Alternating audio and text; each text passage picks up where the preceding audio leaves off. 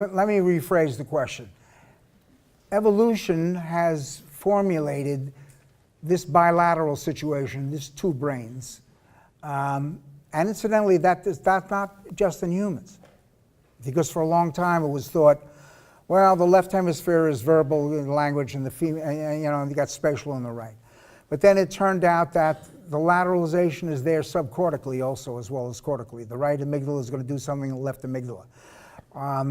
There is now, so the question is, evolution has done it this way, and evolution ultimately knows why it did it this way, etc. And what is the meaning of that? What I would suggest to you is the differences between the two brains are remarkable. If you really want to get a quick read on that, either my own work or read Ian McGilchrist, the British neuropsychiatrist Ian McGilchrist, McGilchrist, where he talks about, in 3 chapters, study on study about the differences between the two hemispheres, etc. They are not duplicates of each other. They have different growth spurts even. The right goes into a growth spurt first, and then it goes to a left, and then right and left along the lifespan, etc. The left hemisphere goes to sleep before the right. The right clearly is dominant for emotions and for social emotional intelligence and for socialization factors. The left is more analytical, logical, abstract. The right is more intuitive, etc.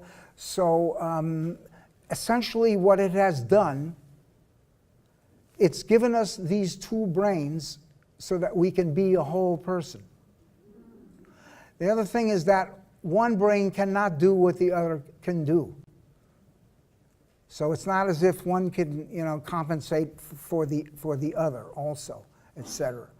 But you'll see, when it comes, for example, even with emotion, mild to moderate emotion is dealt by the left hemisphere. Mild to moderate, anxiety. But strong emotion in all animals is on the right side of the brain, etc. And all individuals, when we're under stress, we're moving from the left to the right. The basic stress regulating mechanism in the brain is in the right hemisphere, not the left hemisphere. The right has more connections into the HPA axis, including the sympathetic nervous system. And the list goes on and on. The other thing I'll mention here is that it used to be thought that the left hemisphere was dominant. Now, incidentally, what I said this morning, in right-handed people, 95% of right-handed people have language in the left hemisphere and have face processing in the right hemisphere. In left-handed people, 80% of left-handed people have language in the left hemisphere. So this cross-dominance is not, that doesn't work out that kind of way there either, etc. So the basic regulation systems are on the right, and that's why they're more essential to things like psychiatric disorders also. I suggest one of the great fallacies is that we have a single unitary brain. That's not the case. At all points in time, one of these is in the foreground, one of these is in the background. And when we're, right now, as I'm speaking to you, Broca to Wernicke, we're both left in the foreground because you're following my phonemes, the semantics, you're following my semantics.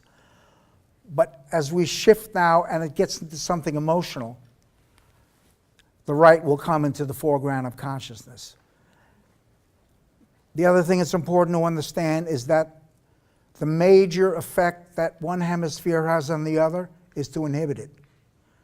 The left inhibits the right inhibits the left. So the question about resilience is how can we literally use the right in an emotional context, use the left in a more, in a more intellectual, auditory, language context, et cetera, et cetera. So it's two brains, And nature has made it I think with a value judgment that the first one to come online is the right. I mean, that's essentially what regulates our bodily functions, regulates our emotional states, regulates our distance with other human beings, et cetera, et cetera. So that one, the right, I'm suggesting the right hemisphere is dominant. Last piece of this, it used to be thought that language was the highest function that human beings had, and therefore the left hemisphere was dominant. But we now know that humor, empathy, compassion, intuition, creativity are all right brain functions. And again, to be a full human being, etc. So it turns out, to get back to the earlier question about what happens if things don't go well early in life, you have certain forms of personality. Let's say an insecure, dismissive personality who's essentially attempting to live in the left, who's attempting to figure out how to be in the world with other human beings socially, logically, and analytically. That's not going to be there, etc. So it's the access to both of these hemispheres that I think is critical, but in the end, to give the meaning, actually meaning is generated in the right also. That's why more and more now we're now looking at these right hemisphere studies, which only started to come out really since the 90s. Well, they started the split brain studies in the 70s, but in the 90s.